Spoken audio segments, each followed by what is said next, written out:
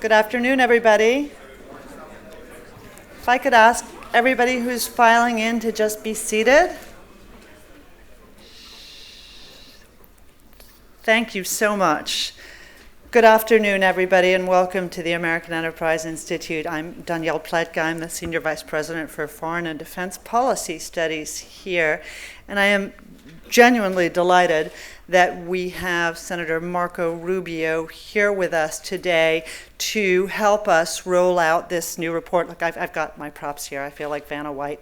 Kingpins and Corruption. It is the product of the AEI Working Group on Transnational Organized Crime in the Americas, run by our visiting scholar, Ambassador Roger Noriega. I don't think that Marco Rubio needs a lot of introduction to this audience, but I'm going to give you a word or two nonetheless, and then I'm going to hand things over and just do a little bit of housekeeping. Marco Rubio is the United States Senator from Florida. He was elected in 2010 and re-elected in 2016. He's a member of the Committee on Appropriations and the Committee on Foreign Relations, and he has a resume much, much longer that I'm not going to keep reading. But to us, he really has been a leader on international affairs, somebody who increasingly our country turns to hear where we should be going on these issues. And for us at AEI, I know that we're very proud that he's been a leader on issues that are of extraordinary importance to us in maintaining support for U.S. engagement globally. The report is, you're going to hear a lot more about it than you're going to hear from me at this very moment. But this is a report that's a little bit different than things that you usually see coming out of the American Enterprise Institute.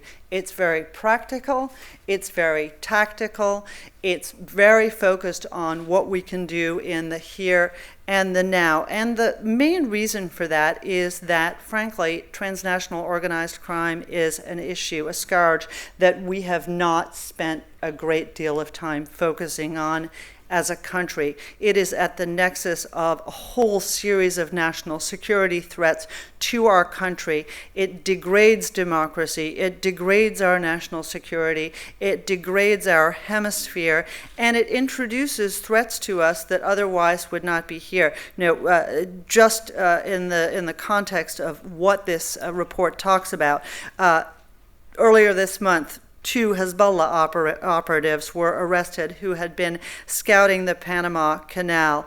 The report profiles MS-13, which the Trump administration has been going after and which is an instrument for all of these disparate threats to our country to come together. So I know that Roger and the Senator are going to spend a lot of time talking about these issues. I have a housekeeping item, and I have to read it to you because I don't understand because I'm technologically inept.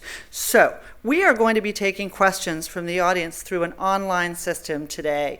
You can feel free to submit your questions now, which causes you all to be looking at your phones, so I'm not sure that's a great thing, but feel free to submit your questions now following the Senator's remarks.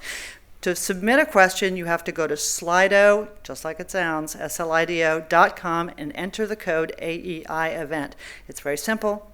Enter the code, type in your question, and then it may be chosen to be read on stage. I hope it works.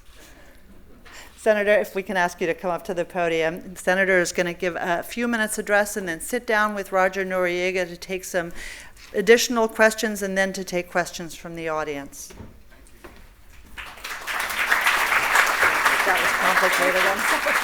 Thank you very much. Well, thank you, Danielle. Thank you all for your kind introduction. I want to thank Ambassador Noriega and the other members of the working group for inviting me here today. And your new report is timely. And your recommendations are important for policymakers in the administration and for lawmakers such as myself in Congress to weigh and to consider. Transnational organized crime isn't a new threat to the United States and the Western Hemisphere, but it's an increasingly dangerous one. Transnational organized crime, as the new report warns, resides at the heart of nearly every major threat confronting the Americas today, whether it's the deadly opioid crisis hurting U.S. communities, the catastrophic collapse of oil-rich Venezuela, or debilitating gang violence throughout Central America, which spills over into the streets of American cities, And AI's report continues, these crises can be traced to criminal networks that garner billions from the production of illicit drugs, human trafficking, and extortion. While the U.S. government has long acknowledged the threats posed by transnational organized crime, for too many years it's not done enough to deal with these threats. Such neglect has led to the death and the suffering of far too many people, both in nations throughout our hemisphere and, of course, here at home. We begin with Venezuela, where the Maduro regime has completely undermined that country's democratic constitution. It's imprisoned and tortured its opposition members. It's killed protesters with impunity. It's destroyed the nation's economy. One of the richest countries in the region, one of the richest countries in the world in terms of resources. Venezuela is an oil state that's also rich in farmland, by the way, yet its corrupt and dictatorial government is running out of money and can't afford to feed its own people. As that nation continues to melt down, the regime's growing transnational criminal networks are getting exposed. We see the Maduro government is not just a dictatorship, it's also a criminal enterprise. For example, the Treasury Department imposed sanctions against Venezuelan Vice President al-Assimi on the 13th of February of this year, naming him a specially designated narcotics trafficker under the Kingpin Act for playing a significant role in international narcotics trafficking. Al-Assimi's main frontman, Venezuelan national Samar Jose Lopez Bello, was also sanctioned. Last November, a federal court here in the United States convicted two of President Maduro's nephews, Efraín Antonio Campo Flores and his cousin, Frankie Francisco Flores de Freitas, for conspiring to ship 800 kilos of cocaine into the United States.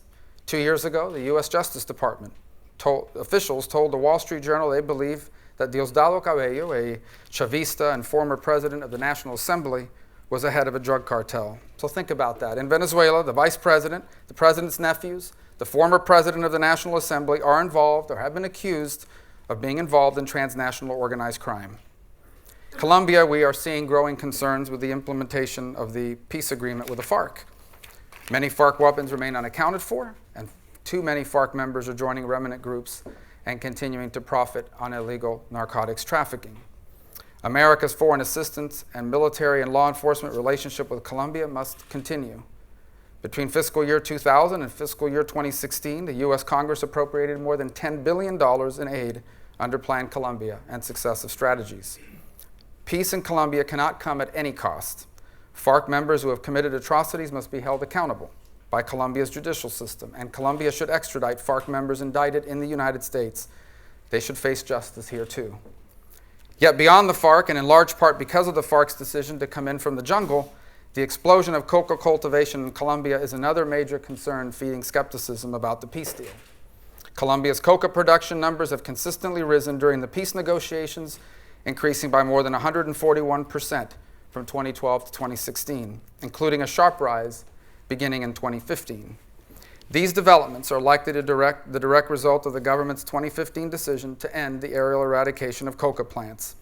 I personally believe it was a mistake, in part as a concession to the FARC to achieve a peace deal in Colombia. Now, the Gulf Clan, Colombia's largest drug gang, the ELN, another FARC-like group that deals in Marxist terrorism and drug trafficking, and paramilitary groups known as bandas criminales, or BACRIM, have emerged as the main beneficiary of Colombia's renewed coca production. That Gulf Clan controls 70% of Colombia's cocaine production, according to Colombia's own police. And the ELN has an estimated 1,500 fighters, making it roughly one-fifth the size of the FARC's pre-mobilization paramilitary force. Mexico, we have had transnational organized crime as a problem on a staggering scale. Since 2006, when Mexico began its big push against those cartels, some estimate that 130,000 people have been killed. That's roughly equal to the population of Gainesville, Florida. The Mexican cartels are fighting to bring drugs into our country that poison and kill people. A record high number of Americans, nearly 60,000, died last year from drug-related deaths. Of particular concern is the increase in Mexican heroin, methamphetamine production, and the trafficking of fentanyl that is manufactured in China. But unlike in Venezuela, we have a willing partner in the government of Mexico. Since 2008, the United States Congress has appropriated $2.8 billion towards efforts to combat the cartels. The fight, however, cannot be won only with money and guns. We must also provide assistance to Mexican courts and law enforcement and public officials. The report released by AEI today notes that fewer than 12 former Mexican governors are accused notes that at least 12 former Mexican governors are accused of corruption, money laundering, or narcotics trafficking. And it also notes that an astounding 7 of 10 crimes in Mexico are not even reported. If the people do not trust their institutions, from the local police and their neighborhoods to the prosecutors and elected officials, the Mexican government is going to struggle to win this fight, which is one of the reasons why I continue to work to ensure that we keep foreign assistance strong. These funds are not just going to the world's poor, they are going to programs that work with other countries to bolster law enforcement and the rule of law and the promotion of stability and democracy. These funds have a direct impact on our safety and security, and they are essential this year. So what are some of the solutions? And I hope we'll get into them some today, but the first is continue the funding of development aid and security programs integral to countering transnational criminal organizations in the Western Hemisphere. In Venezuela, the Chavistas and those in power are the root problem. And I hope that we can build international pressure in every possible forum, including the OAS and the UN, in addition to ratcheting up sanctions on anyone in Venezuela who is oppressing the people, not just at the lower levels. We also support the Venezuelan people in their struggle for freedom, which is why as a member of the Senate Appropriations Committee, I'm asking for funding for democracy promotion programs and hopefully for transitional funds, so that when Maduro and his cronies are removed, there will be funds available to assist Venezuela in recovering from this long nightmare. In Colombia, we need to reassure the Colombian people that the United States supports the implementation of all those elements of security, but that it will come with conditions. The Colombian people will have democratic elections next year, and we will need to work with the new Colombian government to ensure that the crimes committed by the FARC don't go unpunished and that the victims of the FARC are adequately compensated. We need to encourage our allies in Colombia to resume aerial eradication of coca plants. The threat of heroin is also on the rise, with poppy cultivation now present in Colombia and Guatemala, increasingly in Mexico. We hope to work with them to aggressively target that as well. Bad actors and transnational criminal networks must be brought to justice by fully utilizing all legal tools to target narcotic traffickers and their assets, including the Kingpin Act. In Mexico, as I said earlier, we continue to support the fight against the cartels while working with our partners in the Mexican government on improving its legal system, its law enforcement, and respect for human rights. The tide will only begin to swing against the cartels when ordinary Mexicans feel like their government is there for them and has the ability to keep them safe. And here at home, we must confront directly the scourge of drug abuse and dependence and the demand pressure that it creates, which is a major contributor to all of these problems that I've just outlined. In conclusion, let me just say that, as I said at the beginning, I feel that our hemisphere has for far too long received too little attention. Our security here at home relies in part on the countries in our region sharing our values and creating free, stable, and democratic societies that protect their people and reward their citizens with opportunities for their hard work and their entrepreneurship. In Colombia, we've seen how our assistance dollars, combined with the courage, the dignity, and the hard work and sacrifice of the Colombian people, yielded a return on our foreign assistance investment. And an excellent starting point for ensuring that the Americas remains a priority, I believe, is found in this new report today. As the report makes clear in its strong recommendations, we have a lot of work to do. But these are all things that, given the proper motivation, we can do, we must do, and I believe we will do. And we must do so both for our neighbors and for ourselves. And so I thank you for the chance to make these introductory remarks, and I look forward to this session of answering questions and hopefully learning more about the way forward, both from you, and hopefully I'll have some insight to offer in that regard as well. Thank you.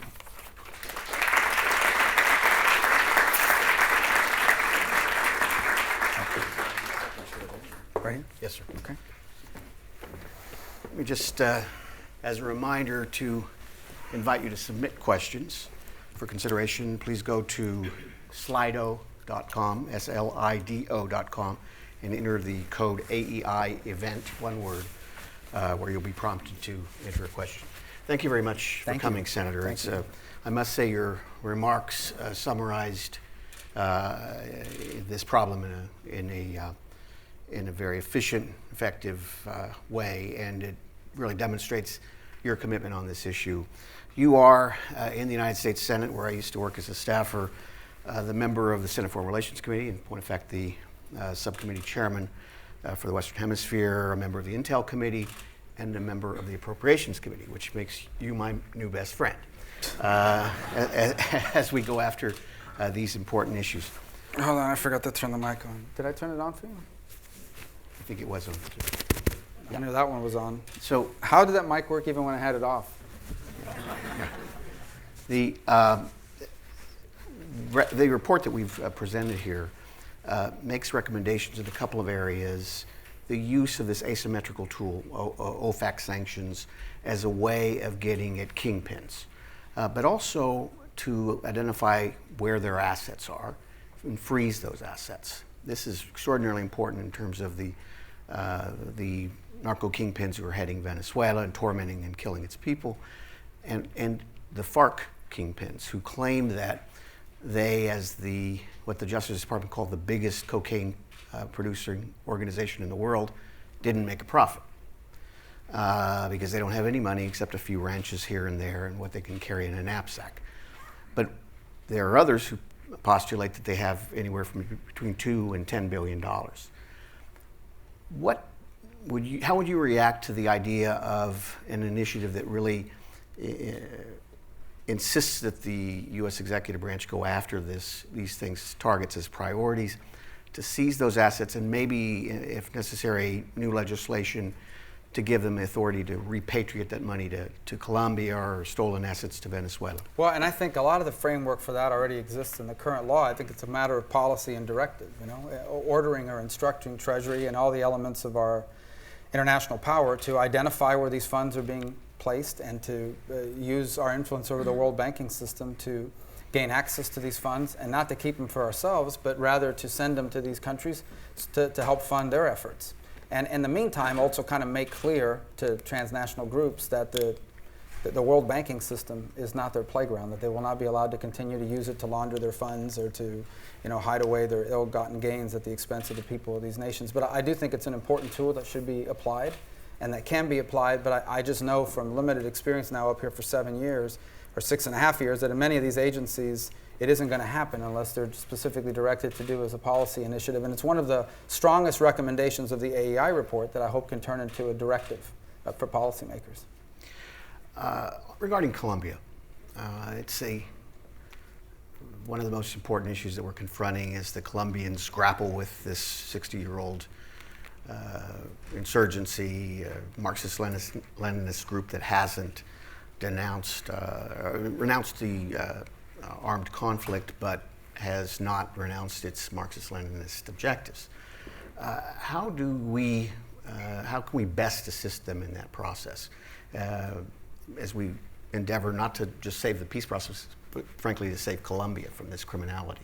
Well, I mean, first and foremost, we recognize that Colombia is a republic, a democracy. Its leaders are elected, and its leaders are responsive to the people of Colombia. As their partner, I think it's our obligation to make them understand that we are prepared to continue to contribute to these efforts, which, took a nation that was on the verge of collapse, of being a failed state, and brought it to a point of relative prosperity and security for a significant period of time. And I think we're prepared to continue to endeavor to help in that regard. What I don't think we can allow, and this is as an American senator or someone who needs to answer the people of Florida and of the country about how their taxpayer money is being spent, is that any of those funds would be used to somehow unfairly benefit the FARC. For example, not seeing, we want to make sure that our funds are being used for things like ensuring that that the systems are set up so victims are compensated, and not through American funds, but through the FARC funds. Mm-hmm. We want to make sure that there isn't the creation of these courts whereby the people who partnered with us to confront these groups are now being unfairly put on trial and treated like criminals themselves. And we certainly want to make sure that none of the funds of the American taxpayer winds up in the hands of a group that we still designate as a terrorist group. Mm-hmm. And many of whose leaders are still wanted for extradition, I think upwards of 60, for crimes committed against the United States and against our citizens. So I think as long as we're fair and frank and direct and to the point, we'll have an opportunity to work with the Santos administration and with whatever succeeds this administration in Colombia. In the absence of that, I think, unfortunately, if in fact our dollars are not producing results, there could be real challenges to continuing our partnership in this regard. And I think to me, this is not just about preserving our relationship. It's about ensuring that we're getting results from it that we can justify to the American taxpayer at a time when there is an effort to reduce U.S. foreign engagement in the world, both direct and indirect. The president just took some steps regarding U.S. policy toward Cuba and engagement with the Cuban regime. One of the things that the Obama administration was very proud of was this so-called anti-drug cooperation with the Castro government. And we were told by the administration in some private briefings that that sort of thing would continue. How would you assess the value of that kind of cooperation? How do we ensure that it is used for our essential national security interests? The cooperation, with the Cuban regime. Okay. In anti-drug area, because they're in the clearly in the transit zone. Well, I think, first of all, it benefits the Cuban government not to find itself in this situation, and they've had a history in the past of strong allegations about what they allowed to occur within its country. Our goal in Cuba is pretty straightforward, and that is we want a nation that has the same rights as people virtually everywhere in this hemisphere. Over the last 20 years, every country in the Western Hemisphere has had at least one free and fair election, except for Cuba. And that may not be the case any longer in places like Nicaragua and certainly in places like Bolivia and in Venezuela, but they've had some experience with democracy over the last 2 decades, except for Cuba. And we remain hopeful that that day is coming. Understanding that it isn't going to be from one day to the next, there'll be a process of transition, but we want to ensure that American policy towards Cuba is incentivizing that as opposed to providing funds for the status quo to become embedded and take even deeper roots as a new generation of leadership, which is the goal of the Castro regime, is to have the world basically accept their system, their undemocratic system of government, and the military's control of the economy, and have its kind of the concrete dry on that, and become a permanent fixture in the hemisphere. And that's something that U.S. foreign policy should not be encouraging. Within that realm, I think it behooves the Cuban government, even this repressive one, to cooperate with everyone when it comes to drug trafficking. The worst thing that could possibly happen for them is to once again be designated as a nation that cooperates with transnational criminal groups, because I believe that it would further isolate them from the region and ultimately from the world. Do you think it's possible, those of us who understand what's going on in Venezuela, I know you certainly do, understand that Cuba is playing an extraordinarily intimate role in managing affairs there? Well, the Maduro would not have remained in power had it not been for Cuban interference, direct interference, and not just through advice, but by embedding personnel within the security agency and apparatus. You see today that many of the key functions in the Venezuelan government are operated by Cuban operatives who came over from the island for that purpose. And so it is a direct, basically, invasion of the institutions of Venezuela. Whether it's the personal protection that surrounds Maduro, the passports and documentation office, or even how the National Guard is confronting protesters in the streets, all of these things are being directed, and in many ways by Cubans, and in many ways are directly participating in these acts. So there is no doubt in the minds of any Venezuelan, and there should be no doubt in the minds of people in the hemisphere, that the Cuban government is the single biggest reason why Maduro and is unconstitutional. Because that's the thing we need to point to all the time. A lot of my colleagues are not aware of this. That what protesters and the opposition in Venezuela are asking for is for them to follow the Constitution. The Chavez Constitution, by the way, that calls for elections every 2 years and for the National Assembly to be its chief legislative body. And all of these things have been canceled and ignored, all of it through the direct assistance of the Cuban regime. Fair enough, very clear. But we call Venezuela a narco state. We say that Maduro's family is directly involved. Former president of the National Assembly is involved. Vice president's directly involved. If that's the case and Cuba is managing Venezuela, is the Cuban government complicit? Absolutely, would you suggest? Of course they are. The Cubans are well aware of how these people have made their money and what they do. And obviously their conscience is not heavy in terms of being cooperative in that regard. I imagine what you've probably seen in the last 15 years, although I would imagine there's still slippage, is that the Cuban government has decided perhaps not to allow Cuba to be a direct transit point, but that doesn't mean they're not supporting these networks. And there's a reason why the Cuban government was the host for many of these negotiations with the Colombians, and that is their relationship with the FARC that they knew was a narco-trafficking group. And they've also provided support for them and in many cases asylum and or protection for some of its key leaders. Yeah, well stated, well stated. There are some who are skeptical about the so-called war on drugs, this overall coercive strategy. As someone here asks, what would you say to those who disagree with your views on that, whatever those Well, views may be? you see the impact that drug abuse has in this country, and it's illegal. Imagine if it was legal and allowed, because in many ways people take cues about, there's an adage that if something's not illegal, it can't be that bad. So there's no doubt this country is paying a tremendous price already for an abuse of drugs, and I said that in my statement. One of the biggest things we can do to help with this is to deal with our consumption issue here in the United States, which is a major one. Without U.S. consumption, that's the single greatest market for these groups. But I think it goes further than that. If you look at these transnational criminal groups, they are parasitic entities. They are a cancer. They undermine and directly undermine and threaten the rule of law in any one of these countries. They control territory, converting them into ungoverned spaces. They undermine the security. They corrupt institutions. They undermine the international community or the international business community's confidence in the countries that they're in. They are an enormous security threat. In many parts of those countries, they directly rival the government in terms of their ability to provide money and even security, or whatever they call security.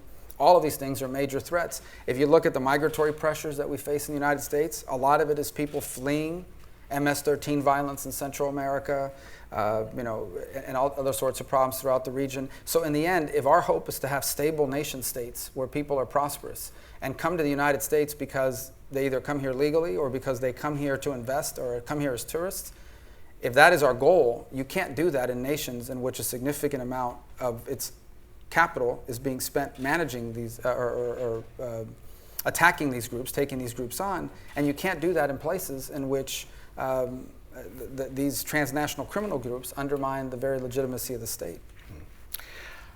Another one of our computer literate friends asked, you call the Mexican government, quote, a willing partner. Is that partnership at risk with the upcoming Mexican elections?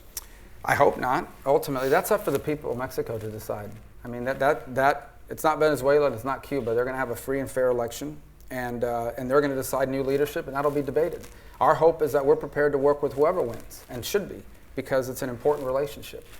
And so obviously that's a question that'll be answered in the upcoming elections there. But my hope is that it remains steady, irrespective. And I think it's in the best interest of Mexico and the United States for that to be the case.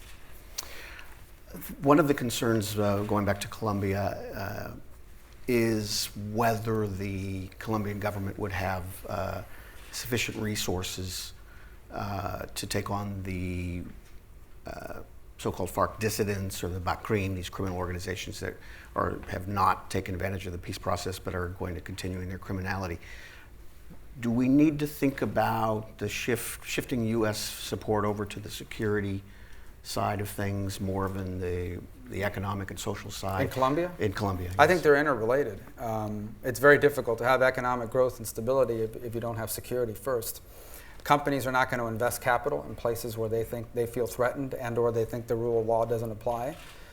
Tourism isn't going to grow. People aren't going to visit places that they think are inherently dangerous. You know, we had a bombing at a mall that killed 3 people in Colombia a few weeks ago as an example. If we were to return to those days, that would be problematic. So they're interrelated. And obviously a state cannot fund governmental services unless it has an economy that generates the revenue necessary for those purposes. So they're intricately related. Security has to exist before there can be economic growth.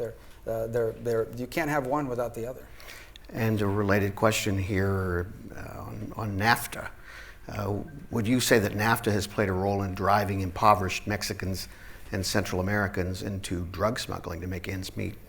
I wouldn't say that that's the case. I think NAFTA, like any trade deal, has benefits and costs, and that's part of economic commerce. And if you're an American farmer, NAFTA has been really good. If you're an American manufacturer, or at least someone manufacturer sector worker, NAFTA has been threatening to you in some respect. I think it has to be viewed in the context of holistically what it's meant overall. By and large, I think that the relationship between not just Mexico, the United States, and Canada, the market has been a general positive. Like any trade deal that was created before the internet exploded, before Google and all these other, Amazon existed, there's a need to modernize it, and there's an effort to do that now, and I think it's moved in a way that's been very positive, at least up to this point. But ultimately, I think it behooves us. I think NAFTA properly modernized is an answer, not a problem.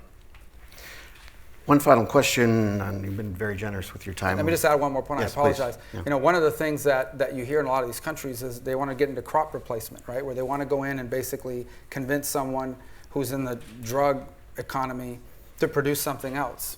And so in Colombia, it's been an effort to produce cacao or chocolate, and that's going to have to be some really good chocolate to equate the what the cost benefits are from being in drug production. So you need to provide economic opportunities beyond simply agriculture for people not to be dependent on that sort of thing for their economic wherewithal, and so that's a key component. Economic growth can contribute to security if it can provide an environment where people do not have to rely on those nefarious industries to provide for their families. Well, I have to admit I have a bigger problem with chocolate than I do have with cocaine. Yeah. One final question. I'm not against them going in the chocolate direction. I'm just saying that alone is not going to do it. Would certainly benefit, I suppose. One final question. How do you believe that sanctuary cities affect our ability to combat transnational organized crime? Well, I imagine, to the extent that people believe that they can violate laws and their migratory status will not put them in danger of interacting with law enforcement, I think it's problematic. I don't believe that if you got rid of sanctuary cities, it's going to solve your problem, though. These are intricate networks of distribution that include Americans on this side of the border that are part of that network. I mean, if you look at the network of distribution, the cross-border operation may involve nationals of other countries, but once it gets to I-10 and comes east towards the southern states and then up north on 95, those are American organized crime groups that are helping with the distribution internally. So it's called transnational for a reason. And that is, these are intricate networks and organizations that operate across borders using nationals of multiple countries, including distributors at the state and local level that are Americans, who are the typical heroin dealer in the United States is not from some other country. It is someone who lives here. Now, the supply may have been trafficked in from multiple countries throughout the region, but ultimately we have a distribution network within this own country too that needs to be confronted, and sanctuary cities is not going to deal with that. I lied. Let me ask one more question, and I think it's a good provocative one and gives you an opportunity to get on the right side of the White House. I think you already are, I'm sure. On some things, yeah. Yeah. Good luck with that. Definitely, Brian. The president gets a lot of criticism. He isn't standing up his team quickly enough. And the State Department, this is something that came up with Secretary of State Tillerson a while back. How do you think he's doing so far in Latin America? And I have my own, I guess I have to admit I've been positively surprised by how he's oriented, where his team is headed and what direction they're headed on a couple of different crises that we're confronting. How would you rate that, and what do you think his biggest priority needs to be? I think there's a willingness to be more engaged in the Western Hemisphere. It's not like we're going from an era of hyper-engagement to a dramatic drop-off. I think by and large the Western Hemisphere has been largely neglected since the end of the Cold War.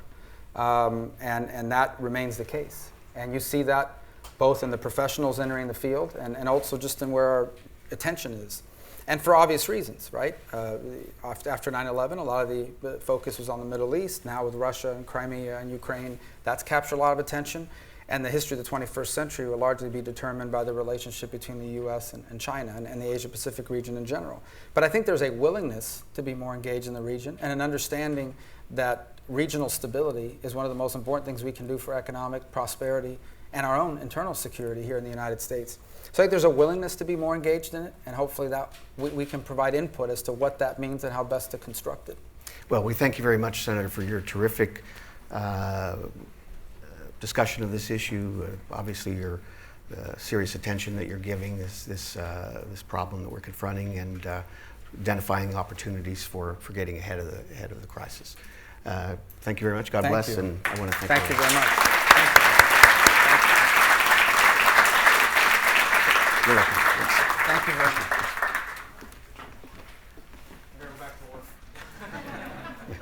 That was fun. Thank you, sir. Appreciate it. Where do you want me? We need you guys, right? Okay. Are they gonna Yeah. We're going to ask our other panelists to join us. Kirsten? Okay, cool. Got my water. She has an order. She has an order. That was great. Yeah, that was good. I'm at the end. Oh, you're at the end.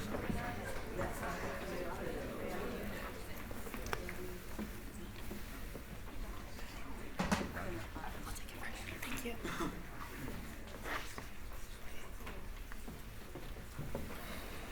Oh, thanks. Okay.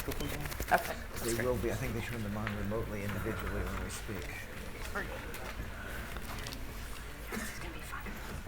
I think so. So I think we're going to go ahead and get started. I think we don't have a lot of time, but we have a lot of knowledge assembled on this dais. Let me just start. I am going to dramatically reduce your bios. It is not to suggest that these are not amazing, accomplished people, but I think we'd rather get to the questions.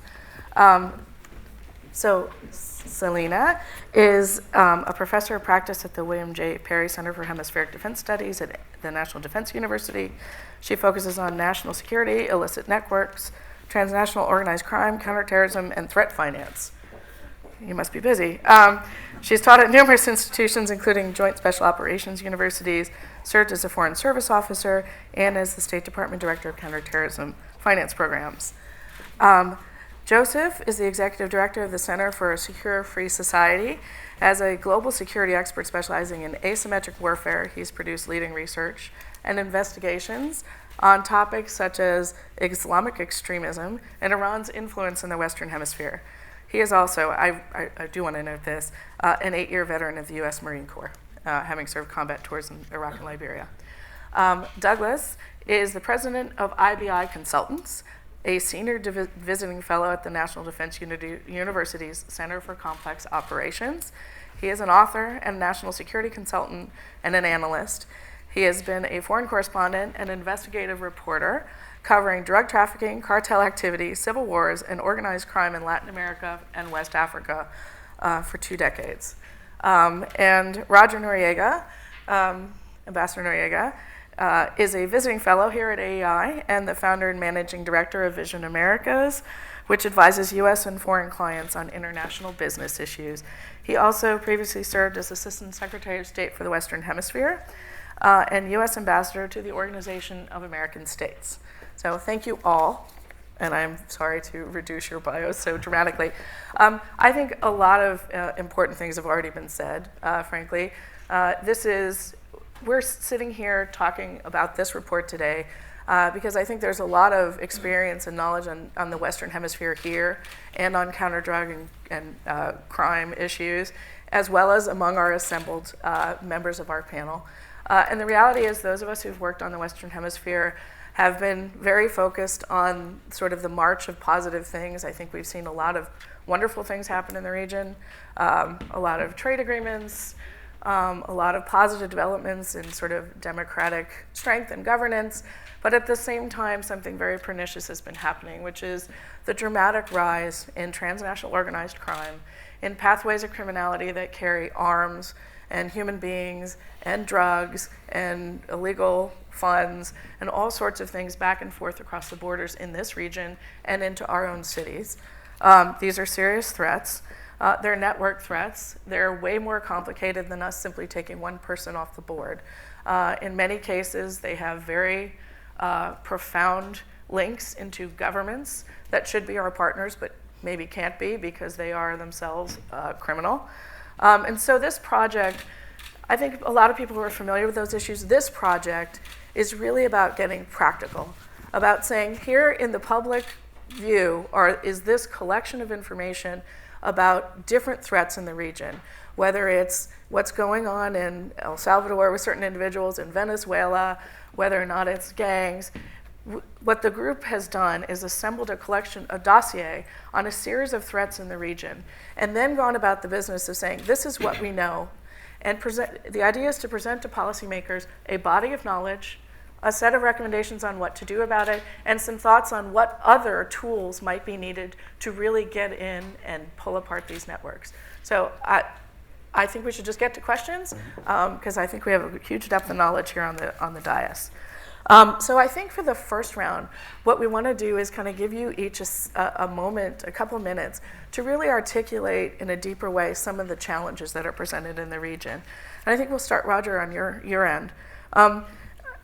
Since we've already talked a bit about Venezuela, I'd like to just kind of go back to it and ask you sort of to characterize for us what the core elements are of transnational crime that are at play in Venezuela.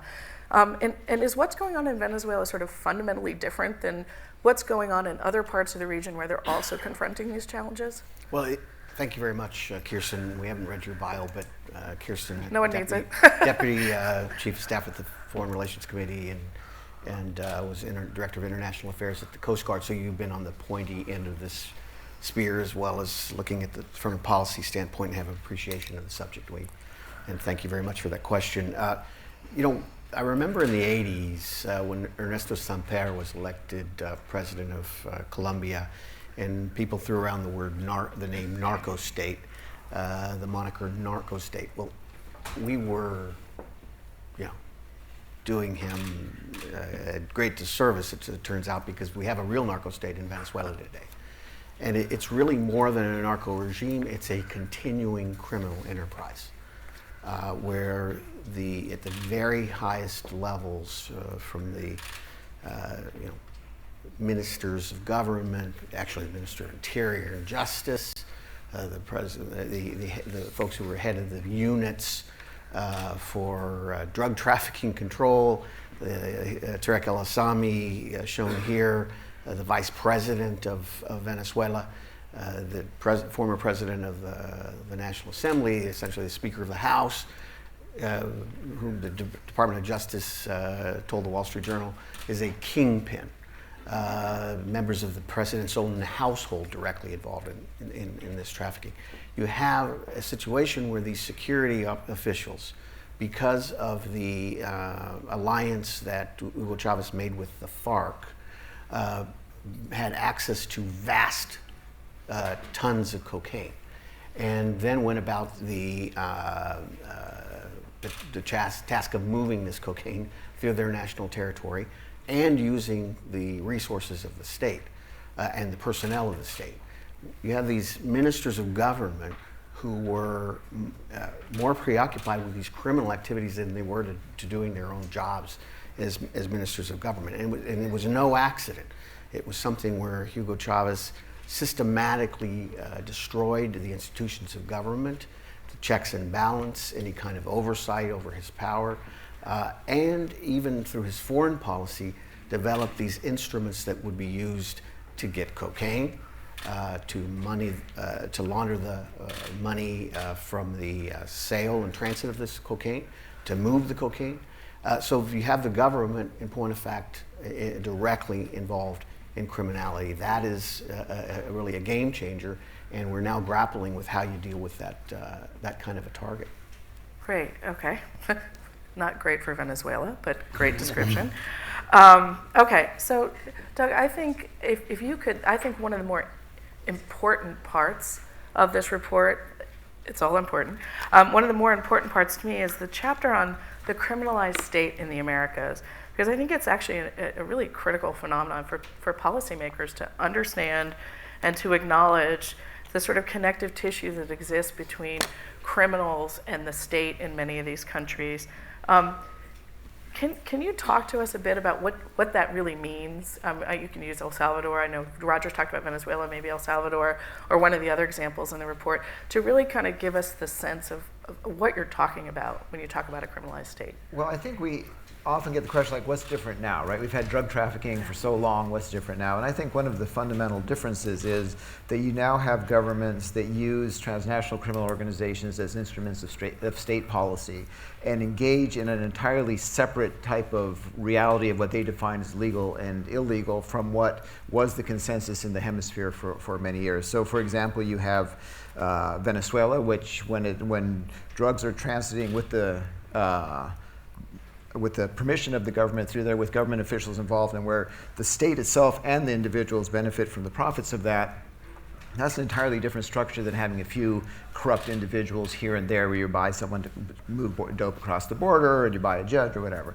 I think you see, you have a letter this last week from the Congress bipartisan group of legislators requesting information on a Salvadoran very senior official who is known to have trafficked extensively weapons with the FARC, and also the businesses that he's associated with have generated huge amounts of money for which there is no visible justification for them.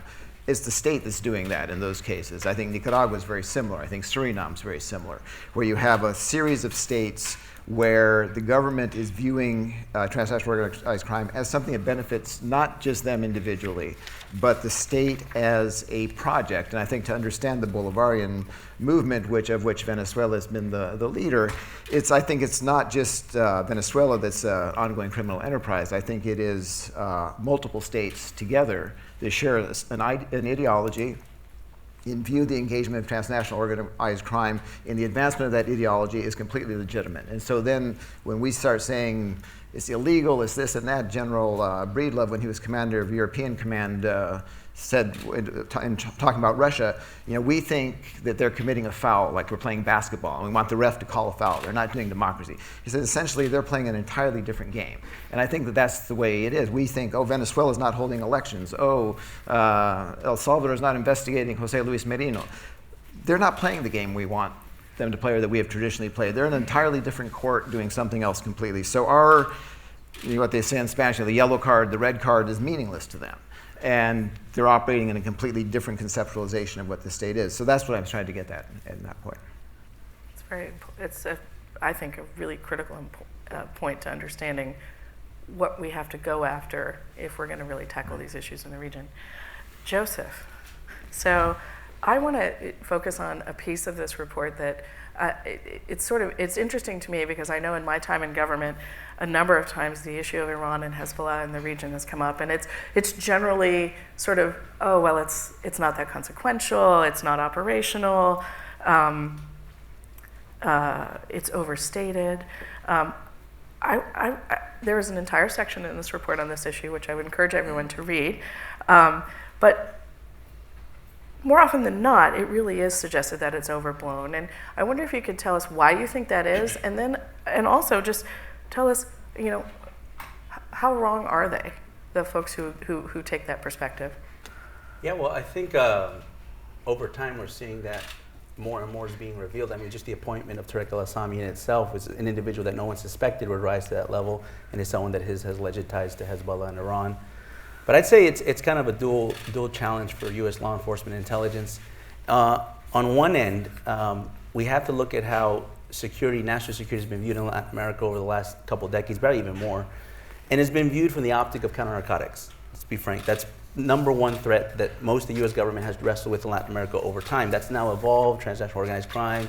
I think now Southcom just used the word counter-threat networks. But we have to understand that with a counter-narcotic-led strategy, there's an opportunity cost to that. So what's the opportunity cost to counter-narcotics? It's counterintelligence. And the Iranians know that. The Iranians are masters at deception. So why is it that everywhere in the world we acknowledge that Hezbollah and Iran work hand in hand? We're seeing it full hand in Syria. I just came back from Latvia at a forum with a bunch of parliamentarians, mostly members of the EU, but also GCC countries in the Middle East. And when I talk about Iran and Hezbollah in Latin America, they look at me like shocked, like they didn't know that this even existed. Why is it everywhere in the world we understand that Iran and Hezbollah work together, but when we get to Latin America, we say no, they don't. Hezbollah runs drugs, Iran does political military operations, but they don't cooperate. I think fundamentally what happened is we lost our ability to do good counterintelligence in Latin America. And the Iranians know that. And they've been exploiting that for a long time. And I think when we look at the Latin America part, I think we also have a legal challenge that's been misdirecting that lack of counterintelligence. And it's really a point of communication. Over time, I know Selena's been involved in a lot of this. Over time, the concept of convergence has become more prevalent in the defense intelligence community, meaning that a bunch of threat networks are converging, criminal networks, terrorist networks. But how does that interpret in the region with our partners and our friends in Latin America? They hear the criminal part before they hear the terrorist part. And so oftentimes when we look at and we talk to folks in Latin America, they don't have a proper designation or definition of terrorism the way we do here in the United States. Hezbollah does not exist as a terrorist organization in Latin America. Nobody designates it. in Latin America as such. In Paraguay, it might be a counterfeiting organization. In Brazil, narco-trafficking organization. But they don't acknowledge that Hezbollah is what they say they are and what we know them to be, which is an international terrorist organization. So there's legal challenges we need to fix. There's intelligence challenges that we need to address. And I think that's been the vacuum of which most of the U.S. government has seen things, and which is why they missed it. Interesting. I mean, we've had to tackle those kinds of issues elsewhere. I remember when the first semi-submersibles were sort of found making their way north out of Colombia, that what we discovered was it wasn't illegal to operate a semi-submersible. We made it illegal here, and then we discovered that nobody else in the region had a law that made it illegal, right? And at some point, you have to get the right legal framework to actually tackle these issues with our partners where they're willing and able. So, Selena, we're going to give you a giant issue to talk about because we know you can handle it. So I think, as you heard from Senator Rubio and some of the things that have already been said, that the President Trump's administration has actually kind of gone after some of these issues. They've used some sanctions. They've issued an executive order that kind of coalesces their strategic view, I think, of the transnational organized crime issue. And I'd like to get your sense of how you think they're doing, and whether are they sort of maximizing the use of the tools that they have available, and maybe this is unfair, but if you can't speak to it, that's fine. The other thing I'd love to understand is how this issue sort of looks from a budget perspective and kind of what they've put out there. Because at the end of the day, this is about more OFAC people being available to actually look at assets and all these other practical things that require resources. So that's huge, I realize, but help us out, because I know you're wise. When we take a look at, let's start with the good news. The United States actually has the toolkit in order to fight what is the scourge of transnational organized crime. And just to also expand on what Joseph mentioned, we're now, as the US government, starting to look at what we call trans-regional and transnational threat networks. Not looking at now the commodities that go through many of our combatant commanders, starting from General Dunford to Admiral Tidd. We're looking now at how all these different networks are interrelated, but more importantly, it's about the pathways. We talk about pathways. And as we know, we are silos of excellence here in Washington, where I only do counter-narcotics and I'm only looking at cocaine, not fentanyl or heroin, everything else. Or I only do Hezbollah or Hamas or ISIS. What we're trying to do is think about how it's the failure of imagination, how these groups that we had assumed would never collaborate are now collaborating. And this is the concept of convergence that we've very much documented through a lot of work at National Defense University. So how does that actually influence, and more importantly, how is it reflected in the new administration? We were thrilled to see the new executive order issued on February 9th, reinforcing laws that are in place, but it also showed some political will. So it's not that the laws were not there. It wasn't that the sanctions regime was not available. It was the first act of Secretary Mnuchin to actually sanction el-Assami, which is pretty interesting in the first couple hours of his taking oath. And the package had been ready for quite a while. So the bigger question is, how do we move to take that political will and then more importantly export it? Because as you know, whether it's the United States or more importantly our partners throughout the hemisphere, it really comes to having these speeches and having the photo ops of the different vice presidents going down and meeting with the Central American leaders. It's really how you're actually going to put the pedal to the metal and then actually prosecute and then go after the funds, which is a really big piece. If we think of all of the chapters that we look at here and all the groups and actors that we look at, they're motivated by really one primary thing, and it's all about the money, which is my favorite topic, as you know. Yes. So the bigger objective is how do you take away the money? And that's where their tools are there. Now the question about the budget piece. So as you know, we're trying to also think about rationalizing foreign assistance. Right. And I have run these programs in the past in different administrations and in different roles. And we're tending to train the same people. And we're also we were using the same metrics. And since we're the ones who have to go in front of people like Senator Rubio and defend it, it's not about how many people you train, it's what you're training them for. And I think this is a big piece, or what are the lessons learned of what impact did training that specialized DEA vetted unit in a certain country have in terms of interdictions and even more importantly, the judicial system, which is is wanting throughout Latin America. To bring, you can have the laws in place, you can have all these investigators doing the right thing, but if we still have corrupt prosecutors and judges, it's not really, the impunity still rules, as you all know. Only 3% of crimes are actually prosecuted in states like Mexico. So until you actually have a holistic approach, it's a bigger challenge. Right. Which makes it seem overwhelming and impossible. So, right? I mean, that's, Yes. I think, one of the challenges that we have. But in terms of the other pieces of the budget, like Treasury and other places, I mean, I assume that it's not just the assistance piece, right? It's the law enforcement piece that we have to get at, I assume. Yes, and the other thing is in terms of, so as you know, I've trained many generations in terms of terrorist financing, money laundering, and there's an inherent competition that we have, particularly in a new field, which we didn't talk about, which is cyber. The talent pool is fixed, and the offers from the private sector are so great. So we're actually cannibalizing on our own people who are the experts. So some of the things we're looking at is how do we also keep people abreast of the situation? So a lot of times the most busy officials are the ones who don't have time for training and to keep up to date on what the latest ways of laundering money through virtual currency or Bitcoin are. And then we have to start thinking about more kind of innovative ways of people who go inside and outside. As you know, I was a banker on Wall Street. I was brought in after 9/11. And they have to be much more open. People want to serve. And this is a bigger question about how you engage the different sectors of society into what we call now the national security architecture, which maybe 10 years ago or 20 years ago we wouldn't even think about. But now it's all about PPP, public-private partnership, and trying to figure out how you make amends when you're kind of having this very austere budget environment, and also creating incentives for people to stay at places like OFAC or FinCEN at Treasury, right, or at the FBI, where we have amazing talent in terms of investigators for these types of crimes. Right. Well, so let's kind of set our minds to the solutions piece of this, the what we do about it. You know, Roger, you talked about a very specific sort of pernicious problem in Venezuela, and you did as well, Doug, that the idea that the state is not severable from the criminal activity.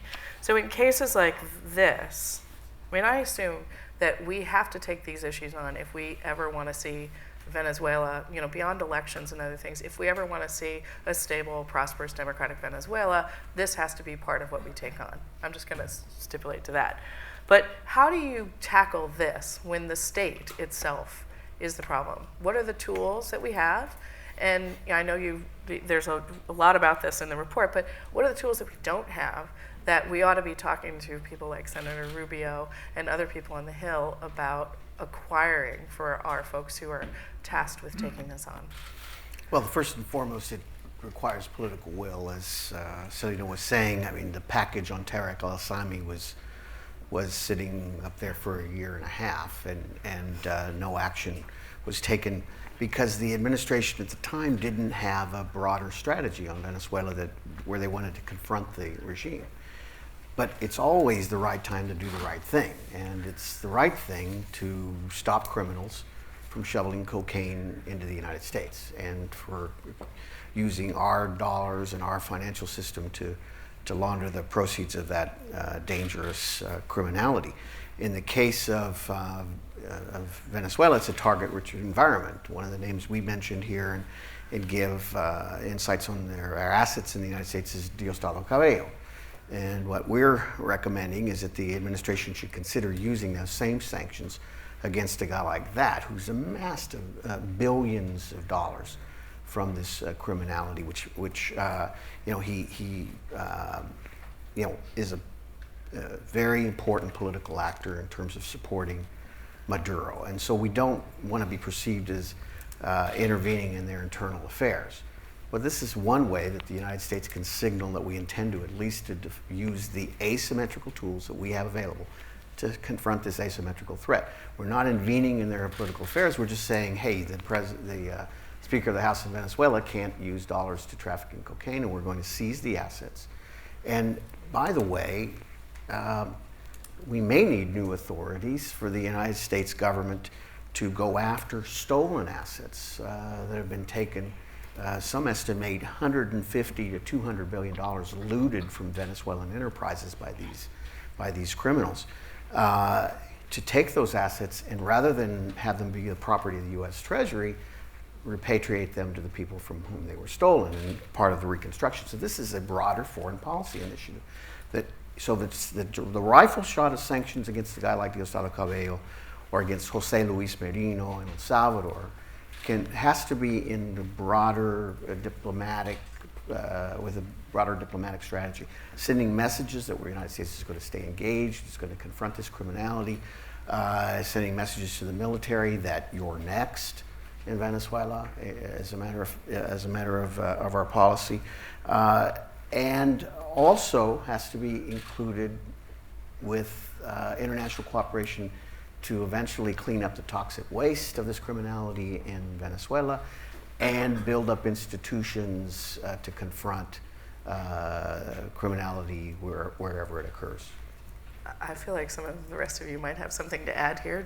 Doug, do Well, you? I would say what Selena said is fundamental, and that is going after the money, right? The thing that makes all of these people valuable in the structures that they're in is their ability to amass and move large amounts of money. So I think, to me, the first thing the things lacking on the policy side is understanding. There's not a really clear understanding of the amounts of money that these folks are actually moving into the billions of dollars, as Roger said.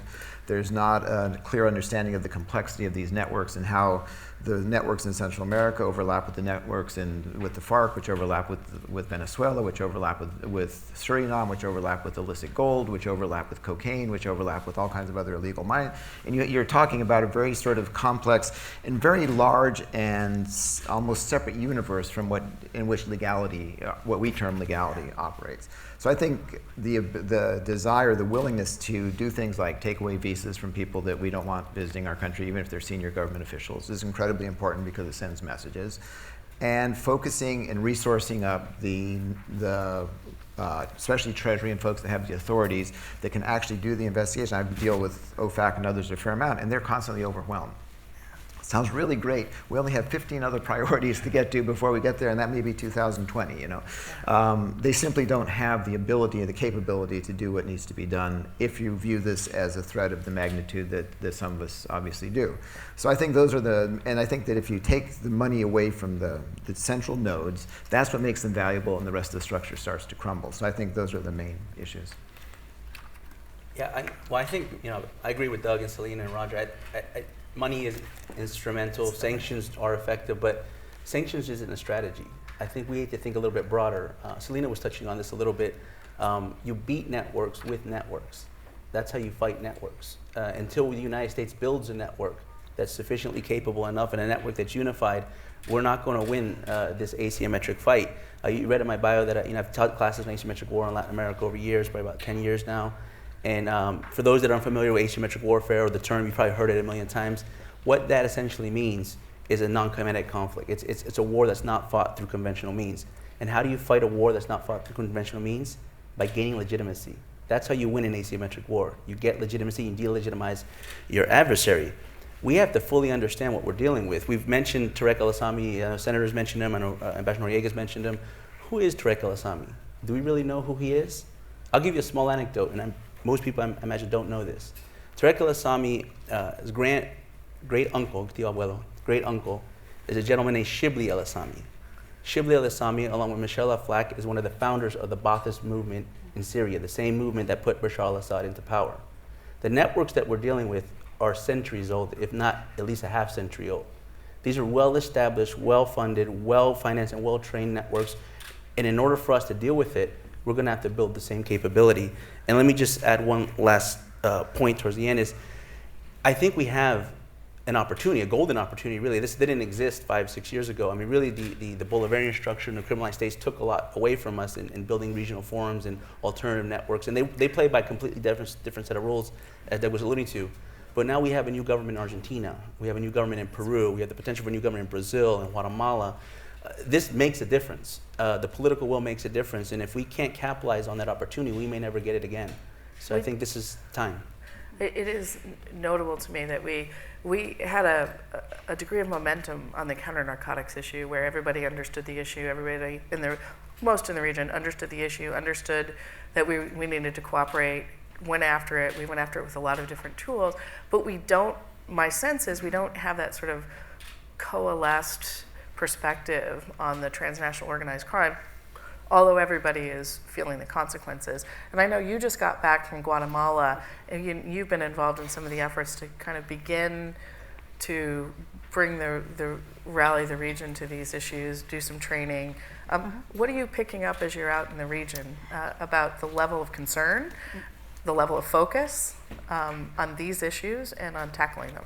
You know, historically, for those of us who have been following this for several decades, we always talked about producer countries, right, of drugs, Sure. transit, and consumer. But now with the dawn of synthetics, everyone's a consumer, everyone's a producer, and everyone's in transit. And it's really interesting now that we see a lot of the traffickers paying for the transit with actual drugs. They're creating a health crisis. People have never really seen what, and it's not just in the United States, and in Latin America. We see in Africa, they're being paid with cocaine, and doctors there had never really seen in West Africa what that looked like. What we saw, though, I think is very important, also going back to what are the new initiatives. So on June 15th and 16th, unfortunately, it wasn't very covered except for by the Miami Herald. There was a very big summit, which was the Conference on Prosperity and Security in Central America, co-hosted by the United States and Mexico. You had the presidents of the Northern Triangle countries, ministers from all of Central America really focusing on three things. First, why there's this the citizen security piece, which is driving people away, which is affecting the migration patterns throughout the region. And then more importantly, the levels of violence, which are still quite high. They're reducing, but it's still a reason that you're fleeing. Any migration is you're fleeing away, right, from violence or lack of opportunity towards the opportunity. And the other pieces that they were looking at is really engaging and, more importantly, reinforcing judicial institutions. This idea of anti-corruption, which is quite a vogue around the world, but particularly in Latin America, which has actually toppled several governments, including Guatemala, so I was just there. And then the third piece was really looking at what we call regional cooperation. Joseph mentioned the thing that we look at networks. So I work a lot with the military. So we talk about the red networks. Usually red on any graph is negative. So we think about the enemies or the adversaries as the red networks. And Admiral Tidd likes to talk about blue networks, which are US government, interagency, and then the green networks, who are our partner nations. And this is the idea of having now the other countries who are now also facing the scourge of drug trafficking, human trafficking, all types of contraband, which is having also health effects, and trying to get them to own it. And I think that was very interesting to see at that conference, where they looked at socioeconomic pieces first on the first day, and then security on the second day, which in the past, it's always been the flip. And the idea was to also make the private sector and look at how to encourage investment. So it's a very holistic piece, looking at what we always call the DIME model that we teach, right? Sure. Which is the diplomacy piece, which is political will, economic, investment, and then more importantly, the law enforcement, intelligence. How do we better connect to go after these red networks? So so we're going to run out of time. I did want to get to the issue of Colombia. And it was mentioned earlier, the FARC dissidents. And this question of the FARC, its history, its connections to criminal states in the region, its connections to transnational organized crime organizations, and the question of how in the peace process in Colombia and in the process of the FARC transforming itself into a political entity, how you sort of forestall that element of the FARC from being imported into the political process. I know that the idea of the FARC dissidents is that they're a separate sort of dissident entity and that we shouldn't be concerned about it. But should we be concerned that those relationships and those activities will remain integral to the FARC and connected to the FARC, the political presence, as they move through the implementation of the peace process? And what's to be done about it? Do you, Doug, have a thought on that? I know it's an area of specialty for you. So. I think the FARC dissidents fall into multiple categories. I think there are real dissidents. I think there are folks that have been in combat for many years and simply don't want to go to a different type of life, maybe go to the Bakrim. And I think that if you look at the Central American model that I think they're following quite closely, there'll be groups that simply don't demobilize as part of the ideological struggle going forward, and to keep an armed resistance capability in case things like the United Patriotic Movement, the UP massacres and stuff start again. And so I think that there are multiple baskets that you can't just say FARC dissidents are one particular thing. But I think that there are specific groups that have, from the 48th Front, the group that was just up on the board of the senior FARC officials, including one who'd been in the Havana peace talks and others, that probably retain a much closer organic link to the FARC Secretariat, and they happen to be the ones that control most of some of the fronts of the largest coca production and the illegal mining, the gold mining structures as well. And I think those, for the FARC to really let those go, would be incredibly difficult and hard for them to do. I think they've taken a step back. The numbers, I think, are small in relative terms, but you see things like the FARC and the 48th Front moving brand new weapons from one camp, trying to go and bury them in another place outside the camp, with new weapons, new factory-made landmines, lots of stuff that gave no indication of having been buried in the jungle before, and every indication now that we're seeing in Central America that a lot of the old weapons of the FARC are now flowing into Central America, and I think they kept a reserve of the good weapons for themselves.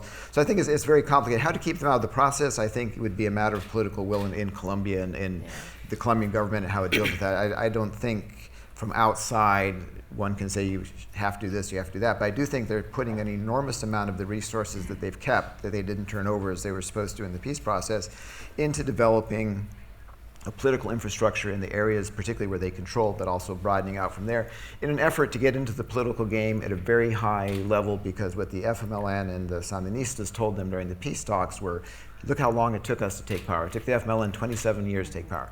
You need to harness your resources, and you can take power in a much shorter period of time. We couldn't do it because we had no money, was FMLN's argument.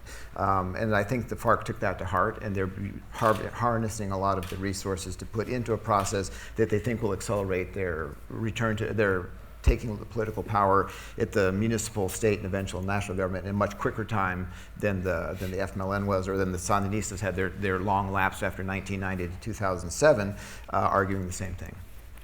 So you really think they had a strategic plan? I do. Yeah, interesting. Hey, Kirsten, could I just jump in? Yes, of course. And I must say that Doug is the one that took me to school on this a few years ago, because, as I speak to different members of Congress and their staffs about this subject, I always admonish them, never assume that our enemies are as disorganized as we are, because the FARC leadership have been cooking up this transmogrification from the insurgency to the political organization for decades. And there was a conscious effort to go into the cocaine business. And one of the persons that helped convince them of this strategy and convinced them to get involved in cocaine in a very big way, move away from that sort of supportive role, to be directly involved in the trafficking to maximize their profits, was Jose Luis Merino, who's the head of, in the cupola, the triumvirate that runs El Salvador today, was a co-conspirator with Chavez in the development of these money laundering organizations masquerading as social organizations. And if you want to test my proposition about whether they have $1 billion, $2 billion, $3 billion the FARC has at their disposal, you might want to ask Jose Luis Merino where he came by his $1 billion. And my guess is if you start pulling on the strings out of his accounts, you'll find a network of where a lot of this FARC money is. And Merino, incidentally, was in Havana advising the FARC during the negotiations of the so-called peace plan. So again, never assume that our enemies are as disorganized as we are. Do you want to add something? Yeah, Colombia is of great concern. I mean, that was a success story for the region, for U.S. engagement, for U.S. partnership plan. Colombia did a tremendous thing in a very short amount of time, in 10 years. And I agree with Doug and Ambassador Noriega. I think the FARC had a plan. They had a direction. They knew what they were doing. Anyone that studied military strategy, I've heard of Karl von Clausewitz, right? We've all read him or studied him. And he had a famous saying where he said that war is but politics, but other means, meaning there's always a hybrid between politics and war. But what did Lenin say? Lenin said the inverse. Lenin said that politics is but war, but other means. And knowing that the FARC is not but a Marxist-Leninist organization, they always knew that there's a strong political element to what they need to do. And I think the purpose of this paper and this conference in general, the word of transnational organized crime, the operative word there is organized. Because if transnational just means across borders, crime is crime, but organized is what separates them from everything else. And there's not been more organized than the FARC. If you really dissect, and the FARC files had a lot of this, dissect their network. I mean, it included NGOs as far as Europe, all the way through Latin America, and they had tremendous capabilities that we didn't see until it was too late. Can I just have one last 2-second thing? Yes. I think it's also easy to overestimate the ability of these groups to carry out their plans in ways that we sort of give them these qualities of when they're also very vulnerable, human.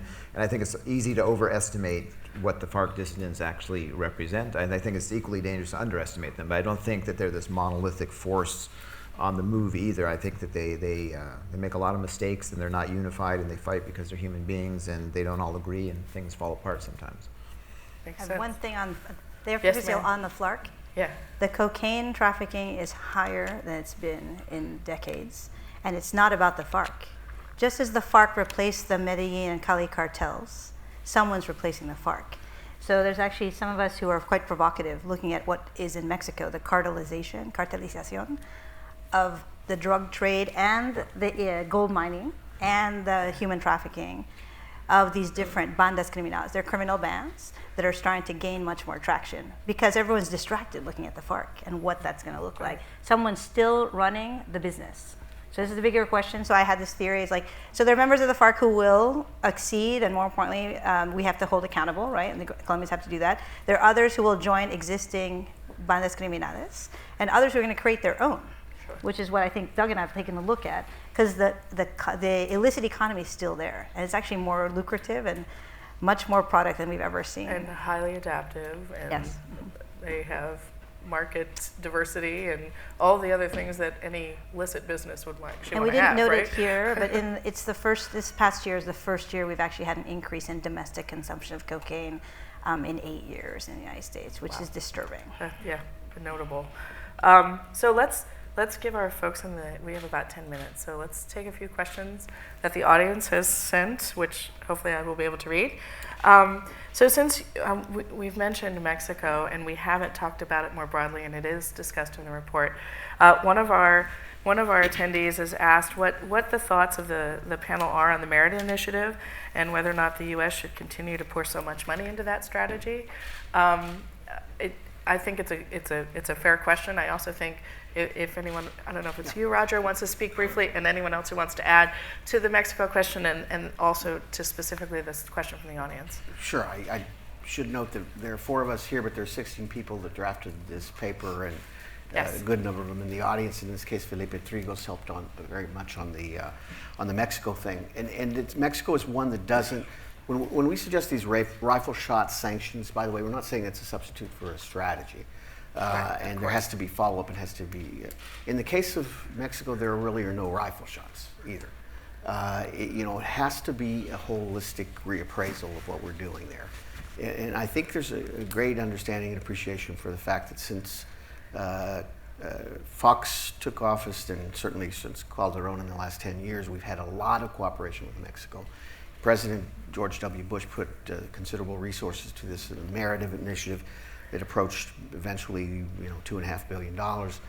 But and the strategy of the Mexicans, particularly under Calderon, was going after the Kingpins, and it's the same. Although it didn't really have a strategy initially, Peña Nieto has pursued that. What we say in the report is that as long as Mexico doesn't get its arms around the corruption issue and the impunity problem and have a more effective judicial system to deal with this in a systematic way, you're not going to get traction against this problem. and you're not going to have the kind of political will, sustained kind of political will that will deliver significant results. So you have tens of thousands of people who have died in Mexico because of this confrontational strategy. And we never really got our arms around it, or were willing to talk in a serious way about the endemic corruption that undermines the cooperation among agencies or levels of government in Mexico. And so that we need to have an appraisal of that. And that's going to be something that clearly Mexicans have to do within the four corners of their country. But there are some things that the United States can do. First off, I do think we need to sustain this effort because it's the consumption of drugs in the United States that's fueling this problem. So we can't just sort of walk away and say that's a problem that they have. The opioid crisis that we want to deal with here is the direct result of a failure to control prescription drugs, which creates this debilitating addictions among tens of thousands, hundreds of thousands of people. If it doesn't kill them, they eventually go on to drugs, illegal drugs that are produced, fentanyl and others that are produced and transited from Mexico. So we have to get our arms around that problem, and I think that's a high priority for our government. They're doing that now. And then on gun parts, which these gun parts, people getting around U.S. regulations and U.S. law. I know we're big believers in the Second Amendment, but this gun part loophole is a way that the narcos can literally outgun law enforcement. And I think we need to look at ways to address that problem, close that loophole. Does anybody else have anything you want to add on the Mexico front? Just on Mexico, tomorrow I go to Mexico to actually talk about the cost of crime. You are always on the road. I am literally here just today. Just so that for those who haven't seen it, I recommend the Inter-American Development Bank did a study in February. The cost of crime, transnational organized crime, globally is about 1.5% of GDP. For this region in the Americas, it's 3.5%. So think about the opportunity cost. And then more importantly, in Mexico, it's structural. It's literally the levels of impunity. They train people to run away from the police, not actually to denounce that they've been a victim of crime. And they are making steps in terms of changing the way that crimes are tried and this idea of a generation that it's going to take. But they're also starting to deal with consumption, which is something that they never really had seen before. And then trying to deal with these precursor drugs, which are fentanyl, all the chemical precursors. So there are ways that bilaterally, in spite of what you think about the rhetoric portrayed by the media, we have a very strong operational relationship, particularly on counter-narcotics, intelligence, border control, and actually even on counterterrorism issues, because we didn't talk about during the panel today, the fear of what we call special interest aliens coming and using the same pathways to come through and more importantly, cross into our country. But it's interesting. So if you were to go look at the attacks in Belgium, for example, you would see that what the terrorist networks did is they actually tapped into criminal networks to get their documents and to get their weapons, right? So, and of course in Colombia we saw a convergence of terrorism and criminal activity. So one shouldn't assume that it can't happen again in some way in other pathways of criminality, right? I think it's not that we need to be paranoid about it, but that we need to understand that's the possibilities. I think. Well, thanks to U.S. training and technical assistance, they actually caught a Somali who had multiple identities, who was on the no-fly list. He was crossing Panama into Costa Rica just about 2 months ago, and they used biometrics. So it's a really interesting question about how you can get multiple passports, and this gentleman, we think, got his fake passports from our favorite city, Ciudad del Este, Paraguay, and had come through and entered through on a plane from Brazil, came in the region. So it's interesting to see. You're going to a service provider, not necessarily an aficionado of your version of terrorist thought or ideology. Right, true. That's actually a good way to look at Hezbollah. And I should acknowledge my co-author in this section of the Iran Hezbollah in the report is Emmanuel Ottolenghi, who's an Iran Hezbollah expert. And the way he described it in the report, Hezbollah is as a service provider. So if you look at transnational organized crime as a pathway or maybe a superhighway, right? Hezbollah holds some of the tolls, on that highway, especially the ones that go out to Europe through Africa and the Middle East. And Hezbollah has a tremendous business banking network. I mean, they've gotten really good at using different type of trade-based money laundering systems, commodity-based money laundering systems, and just their own alternative. The remittances, the Hawala system, they pretty much control. So in that sense, Hezbollah, when you talk about crime, terror, convergence, Hezbollah is a good definition of that, because they do a tremendous amount of criminal activity from illicit mining to narco trafficking to money laundering, but they're fundamentally a terrorist organization. And that, I think it was the senator who mentioned a couple of Hezbollah operatives that got arrested in Panama not too long ago. If you look into the history of one of them, one of the operatives, he self-admittedly said he had connections or family connections to the bombers from the Burgas attack in Bulgaria from a few years ago. So that's fundamentally transnational, and he had I think he was the one that was specifically casing the Panama Canal. So that could have been bad. So let me get through just a couple more questions from the audience, because we don't want to sort of not do that. So we have a few on Venezuela. One question, which I think is pretty easy to answer, which is Venezuela is a center of criminal activity. Do you agree that this and issues like human rights make it a good subject for bipartisan action in the U.S.? And I would be surprised if anyone disagreed with that. I think that's an important part of but this it's an discussion, important point, right? is that there is a strong bipartisan consensus on this. The letter on Jose Luis Merino and saying that he should be investigated and sanctioned was initiated by Elliot Engel's staff, co-signed by, Albiocides' staff, co-signed by Jeff Duncan, and it was 7 Democrats, 7 Republicans. The Venezuela legislation that talks about the criminality in the regime on the Senate side was an initiative of Ben Cardin, co-sponsored by Marco Rubio. So this is an area, think about Washington today. This is an area where you have people who, on Capitol Hill, who've gotten smart about this issue, that got engaged in the issue, and that work across party lines without, without a second thought. Precisely because they know it's a crisis, they know it's something that we're confronting. So this is a great opportunity for the Trump administration to jump on this and to take yes for an answer. Any dissenting views? I would doubt it. So it's interesting. Let's just get through. This is an interesting question. I don't know if anyone would be prepared to speak to it. But what role do international banks play in policing illicit finance? And is there some redesign that's needed on bank regulations that needs to be addressed if we're going to actually get at these issues? It's an interesting question. I am not a banking expert. Does anybody have views on this? I think that clearly the U.S. banking system is one of the biggest money laundering centers in the world, and we don't do much of, they're not too bothered about doing good diligence on know your customers and things like that.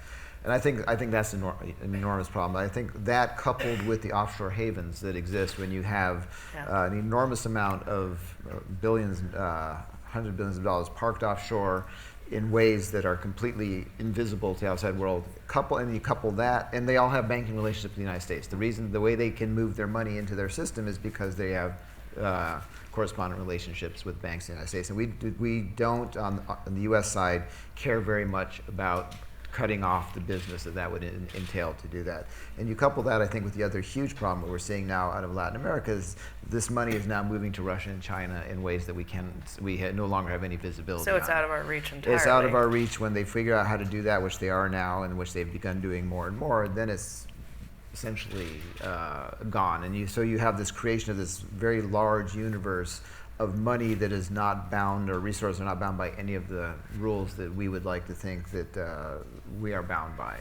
And I think that's becoming an enormous problem. It's another alternative universe. Yeah, very challenging.